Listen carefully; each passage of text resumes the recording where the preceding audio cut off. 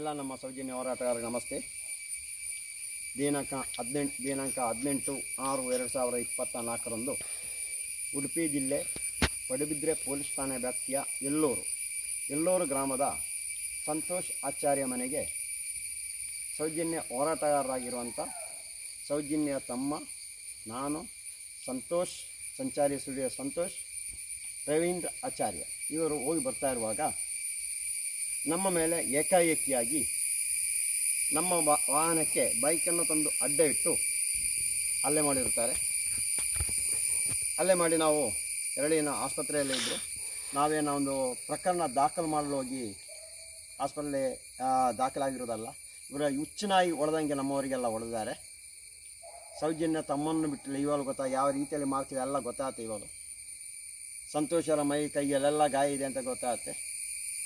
ಕಬ್ಬಿಣದ ರೋಡ್ನಿಂದೆಲ್ಲ ಹೊಡೆದಿದ್ದಾರೆ. ಆ ಒಂದು ಪ್ರಯುಕ್ತವಾಗಿ ಅವರು ಹೇಳ್ತಾರೆ, ಇವಾಗ ಊರಿನವರು ಅವ್ರಿಗೆ ಗೊತ್ತಿರಲಿಲ್ಲ ನಮ್ಮ ಹೋರಾಟ ಯಾವ ಮಟ್ಟಕ್ಕಿದೆ ಅಂತ, ಸೌಜನ್ಯ ಹೋರಾಟ ಯಾವ ರೀತಿ ಇದೆ ಅಂತ ಗೊತ್ತಿರಲಿಲ್ಲ ಅಂತ ಕಾಣಿಸ್ತಾ. ಇವಾಗ ತಪ್ಪಾಗಿದೆ ಅಂತ, ನಮಗೆ ತಪ್ಪಾಗಿದೆ ಅಂತ ಹೇಳೋ ಅವಶ್ಯಕತೆಯೇ ಇಲ್ಲ. ಅಲ್ಲಿ ಎಲ್ಲೂರು ದೇವಸ್ಥಾನ ಮುಂದೆನೇ ಹೊಡೆದು ಅಲ್ಲೂ ಹೇಳ್ತಾ ಇದ್ರೆ ಇಲ್ಲ ನಾವೇನೋ ಒಂದು ಕೆಟ್ಟ ಪದವನ್ನು ಅಲ್ಲಿ ಉಪಯೋಗಿಸ್ತಾರಂತ. ನಾವು ಯಾರ ಮುಂದೂ ಯಾವುದೇ ರೀತಿಯಲ್ಲಿ ಕೆಟ್ಟ ಪದವನ್ನು ಉಪಯೋಗಿಸ್ತಿಲ್ಲ. ಅದು ಅಲ್ಲದೆ ಅಲ್ಲಿ ಯಾವುದೊಂದು ಲೇಡೀಸ್ ಮೈ ಮುಟ್ಟಿದ್ದಾರೆ ಅಂತ ಹೇಳಿಬಿಟ್ಟು ಅವರು ಹೋಗಿ ಉಡುಪಿ ಜಿಲ್ಲಾ ಆಸ್ಪತ್ರೆಯಲ್ಲಿ ದಾಖಲಾಗಿದ್ದಾರೆ. ನಾವು ಯಾವ ಲೇಡೀಸ್ಗೆ ಮೈ ಮುಟ್ಟಲಿಕ್ಕೆ ಹೋಗಿಲ್ಲ, ಮಾತಾಡಿಸ್ಲಿಕ್ಕೆ ಹೋಗಿಲ್ಲ. ಇದು ಸತ್ಯ.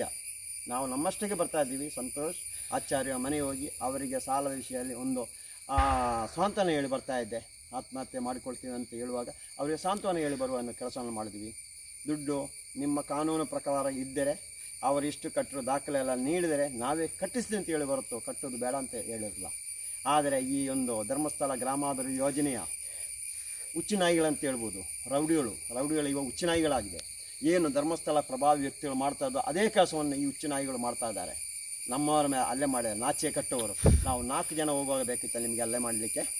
ತಾಕತ್ತಿದ್ರೆ ಈ ಮುಂಚೆನೇ ಹೇಳ್ತಾ ಇದ್ದೆ, ನೇರವಾಗಿ ಬನ್ನಿ ನೀವು ಅಲ್ಲೇ ಮಾಡಿ ಅಂತ ನಿಂತು ಕೊಡ್ತೀವಿ. ತಲೆ ಬೇಕಾ ಕೊಡ್ತೀವಿ, ಕಡೀರಿ ತಗೊಂಡು ಹೋಗಿ ಅಂತ ಹೇಳ್ತಾ ಇದ್ದೀವಿ.